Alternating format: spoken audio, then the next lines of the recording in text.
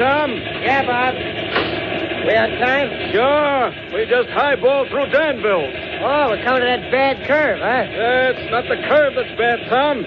It's the grade crossing just around it I don't like. Hope they make an underpass out of it pretty soon. Where you been? Back in the baggage car. And I've never seen so many armed guards in my life. What are we carrying? Gold, and plenty of it. They gave it to us to carry because we go non-stop from the capital all the way to the city.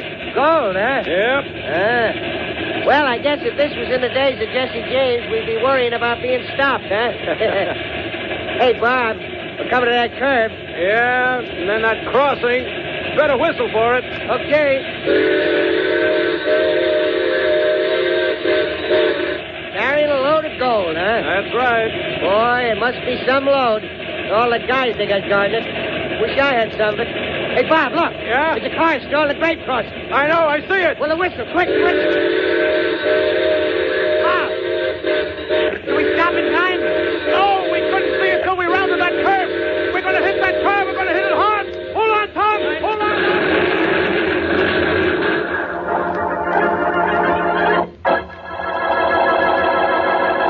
And now on to Dick Calmer as Boston Blackie. Enemy to those who make him an enemy. Friend to those who have no friend.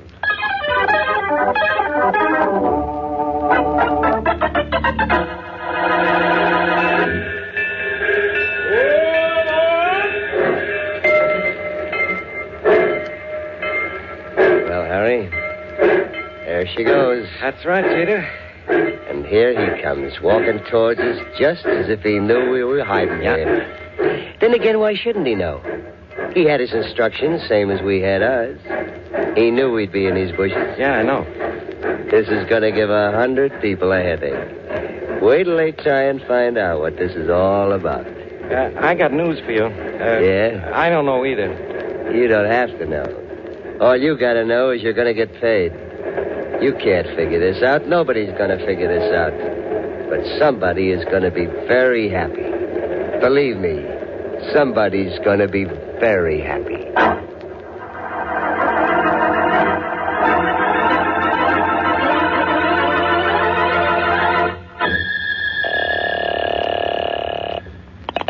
Hello? Hello, Mary. This is Blackie. Oh, hello, Blackie. Are you back in town? No, Mary, I'm not. I'm still down here in Danville, Oh. and what a metropolis. It's nothing more than a crossroads with a railroad station. You must love it down there, then. When are you coming back? Well, that's why I called you, Mary. I've just finished my business here, but there's not another train out of here for 6 hours, so I won't see you until late tonight. Come in. What did you say just then, Blackie?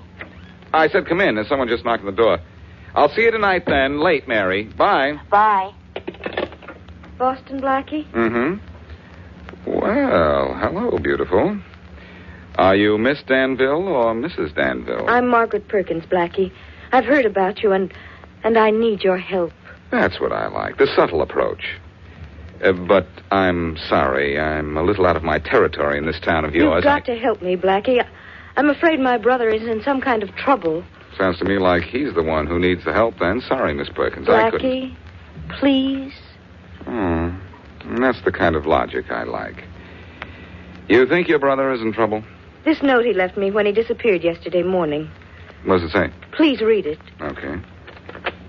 It says, goodbye, Margaret. I'm leaving this town for good and with enough money to keep me going for a long time. Don't try to find me. You never will. Signed, Harry. Well, you noticed what this note was written on, I suppose. Yes, the back of a railroad timetable. Mm-hmm. And there's a ring drawn around a special train, the Metropolitan Flyer. Yes, I noticed that. Well, but... it's obvious, Miss Perkins. Your brother is going to the city. There's no point in looking for him around here. Well, that's what I thought. Danville's too small for him to be here without my knowing about it. I'll tell you what I'll do, Miss Perkins. I can't get a train out of here for another 6 hours. But I'm going down to the railroad station to pick up my ticket. Maybe that's a good place to pick up something on your brother, too.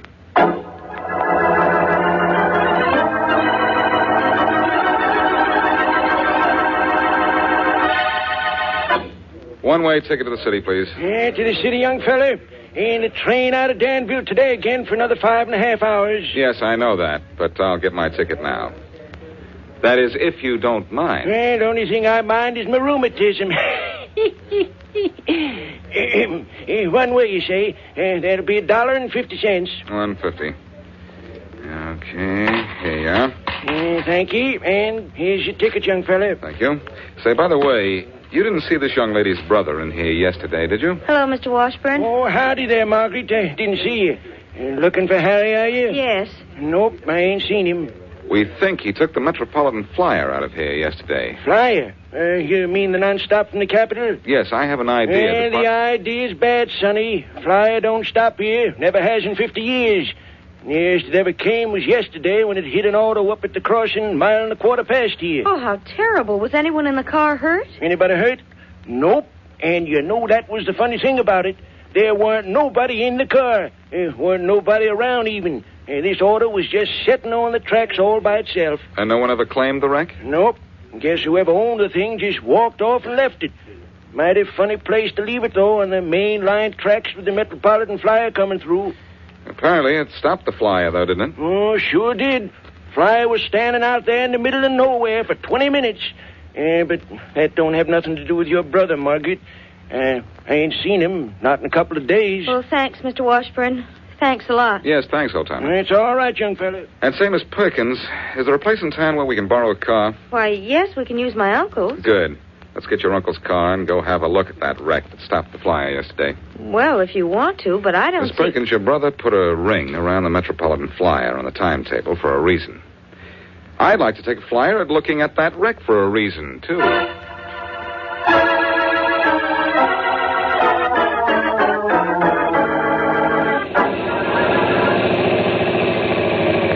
the wreck, Blackie, in the ditch beside the track. And what a wreck, too, Miss Perkins. Good thing there was no one in it. Well, let's get out and have a look at that car. I don't know what it has to do with finding my brother, but if you say so... I don't say so. I just have a hunch, that's all. Something very strange about an empty car being left on a grade crossing. If it were out of gas, it could have been pushed off before it was abandoned. Whew. Look at this mess. It's hard to believe it was once an automobile, isn't it? I don't think that it's been classed as much of an automobile for a long time. Must be 10 or 12 years old. Say, here's a door frame with a body number on it. Does that mean anything? It means I might be able to find out who owned this car. I think I'll write it down. 732. Good heavens, what's this terrible mess? That, Miss Perkins, was the engine. The motor number's still visible. I think I'll write that down, too. Why, I thought license plates were the best means of a car identification. They're fairly good, but not much help in this case. This car doesn't have plates. Oh, so it doesn't. That convinces me more than ever that... Say, look at this. Look at what? See this round hole in the motor block here? Yes. Well, that's where the carburetor belongs. And this engine had no carburetor. Is that bad? Well, it isn't good. If you expect to do any driving, an engine can't run without one. Oh. Well, maybe it was knocked off in the accident. Oh, no, this motor hasn't had a carburetor for years. The place it should be attached to is all rusted over here. This car was pushed or towed here and purposely left on the tracks. Well, that means someone wanted it to be hit by the train. But why? Why? To stop the train, of course. But why did someone want to stop that Flyer? Well, I'm sure I don't know. Well, I don't either. This might have nothing to do with your brother, but it has me puzzled. The first thing I want to find out is who owned this car. There's an automobile dealer in Danville, isn't there? Yes, Mr. Boswell. Well, Mr. Boswell knows a lot about cars, I'm sure. Let's go see how much he knows about people who buy them.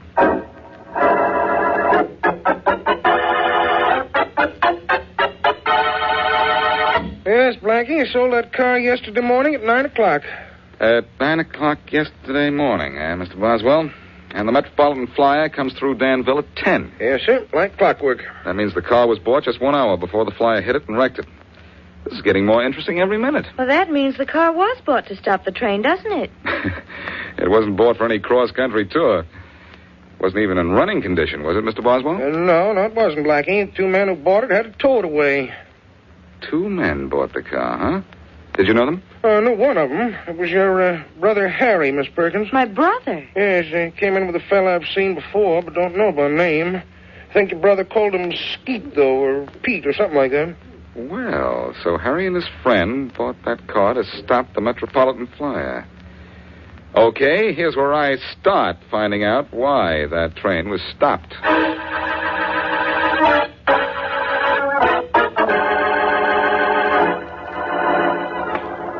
Give me your keys, Miss Perkins. I'll unlock the door for you. People in small towns never lock doors, Blackie. You'll come in a while? Yes, it's still several hours before my train leaves, and there's nothing I can do about your brother till I get to the city. You think that's obviously where he's gone? I think that more than ever now. I think he used the car to stop the Metropolitan Flyer and got on it. Let's go in and talk this over. Oh, yes, of course. Harry! Oh, he's been shot several times. Harry, what's happened? Who did this to you? Oh, tell me, darling, who did this? Harry, what is it? I got to tell why we stopped the train. I got to... Oh. Harry! It's no use, Miss Perkins. I'm awfully sorry, but he's dead. Yes, I know he is, Blackie. Go ahead. Cry if you want to. It'll do you good. What's this in his shirt pocket here? Looks like a newspaper clipping. This is what Harry was trying to tell us. This newspaper clipping says the Metropolitan Flyer was carrying gold. $1 million in gold. I thought it was something like that. Number, please. Operator, get me Inspector Faraday at police headquarters in the city right away. Faraday speaking. Hello, Faraday. This is Blackie. I have the case you're working on solved for you already. Oh, you have you? Well, what makes you think you've solved it? And how did you even know I was working on a case? Oh, I didn't say you were working, pal. I don't expect miracles. I just said you've got a case that probably has you stopped. Well, for once, you know what you're talking about. It's the toughest, biggest case I've had in years. And if I don't crack it soon, the commissioner's going to make a traffic cop out of me. Oh, who did it, Blackie? Harry Perkins and a fellow named Skeet or Pete. Perkins? A fellow named Skeet? Who are they? The 2 men who robbed that shipment of gold. Gold? What gold? The gold that was supposed to come in from the capital on the Metropolitan Flyer yesterday morning. You must be crazier than I thought, Blackie. That gold arrived on schedule yesterday, and is safe and sound in the National Bank. No. Yes. I'm not looking for any gold, begged, borrowed, or stolen. I'm looking for the guy who killed Roger Lane. Roger Lane, who's he? He's the guy whose murderer you aren't letting me find. Because you're bothering me, that's who. No gold is missing? Oh, if you had any in your teeth, it'd be missing, because I'd knock it out. Now hang up and don't bother me, Blackie. I got something on my mind. On it, but not in it. Okay, Faraday. Maybe you do have a problem, but believe me, trying to figure out when a train was stopped has me stopped, too.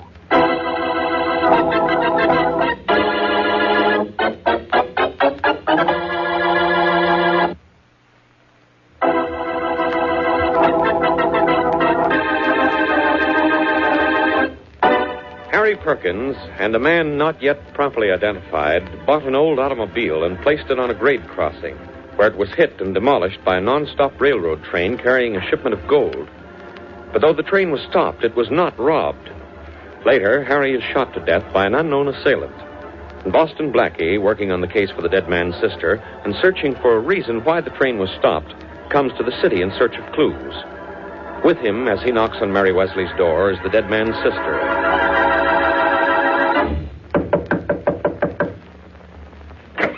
Hello, Mary. Oh, Hello? Blackie, come in. I'm so glad. Oh. Oh, it's not what you're thinking, Mary. Miss Perkins, Miss Wesley? Well, I don't have to say it the other way, too, do I? Oh, of course you don't. How do you do, Miss How do you Perkins? do? Miss Perkins is the girl I told you about on the phone just before I left Danville, Mary. Oh, I see. Oh, Miss Perkins, I'm awfully sorry about your brother. And I know that Blackie will find out who killed him. I hope so. Won't you come in, both of you? We will. And, Mary, I'm going to ask you a favor. Of course, Blackie. I want you to keep Miss Perkins here with you for a day or two until I find out who killed her brother. I'm sure his death had something to do with the stopping of that Metropolitan Flyer. Harry and his killer stopped that train together for a reason I can't understand. Yet. Well, maybe the train was robbed. Well, that's what we both thought, Miss Wesley, until Blackie found out the gold it was carrying wasn't stolen. Yes, I wondered about that. Maybe it was stolen, and Faraday just won't admit it. Well, make Miss Perkins comfortable, will you, Mary? I'm going to make Inspector Faraday uncomfortable.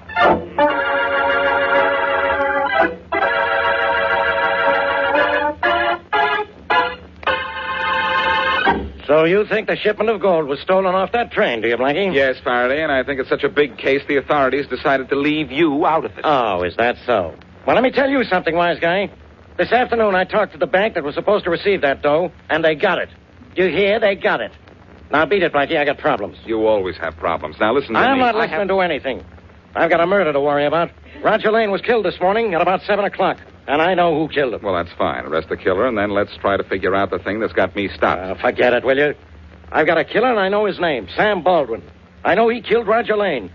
Yet I can't break his alibi. Maybe that's because he isn't your killer. Oh. Look, Faraday. There was the Metropolitan Flyer standing out there in the country with $2 million in gold in the baggage car. It was stopped on purpose, but it wasn't for the gold. What was it stopped for? I don't know, and I don't care. Maybe it was on the wrong track. All I know is that if you think that flyer was stopped for the gold, you're on the wrong track, too.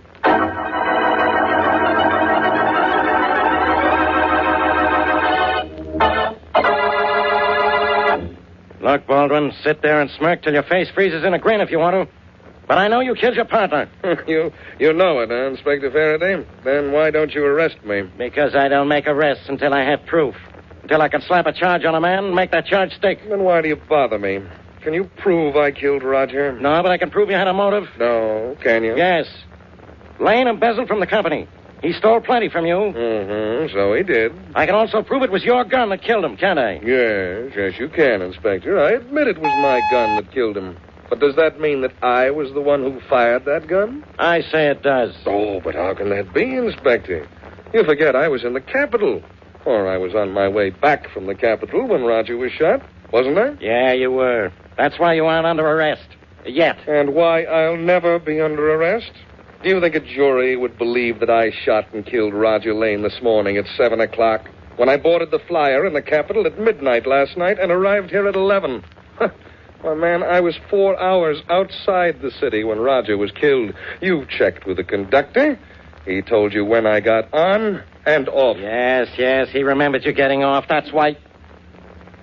Say, Boston Blackie said something about a train that gives me an idea. You think you have a foolproof alibi, do you, Baldwin? Well, it does prove I couldn't possibly have murdered my friend Roger. Oh, it does it? Well, I'm going to find Blackie, and when I do, I think maybe I'll find a hole in that alibi of yours. I'll see you later, Baldwin. Mm-hmm. You will, huh?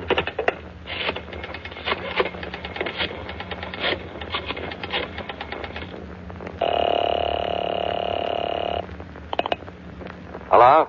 Jeter Johnson, please. Speaking. Oh, Jade. Inspector Faraday was here again. So what, Baldwin? What are you worried about? Plenty. But why?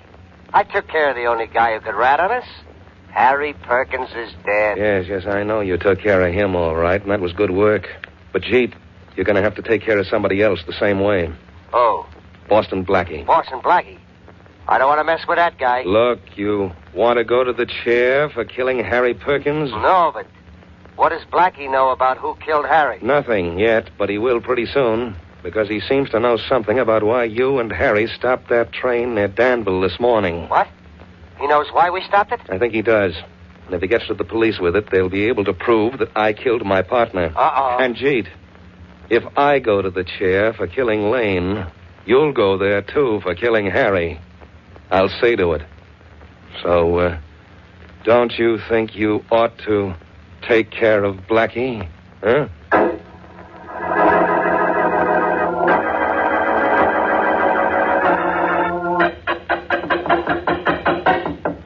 I'll get it, Margaret. It's probably Blackie. All right. You don't think he has any news, do you, Mary? He might. Blackie solves very difficult cases awful fast sometimes. Yes, I know. Hello, Blackie. Oh, hello. Hiya. You're Boston Blackie's girl. Is he here? No, he's not, but he's expected any minute. Good. I got a tip if he wasn't home, he'd be here at your apartment. I'll wait for him. Well, all right, come in. Thanks.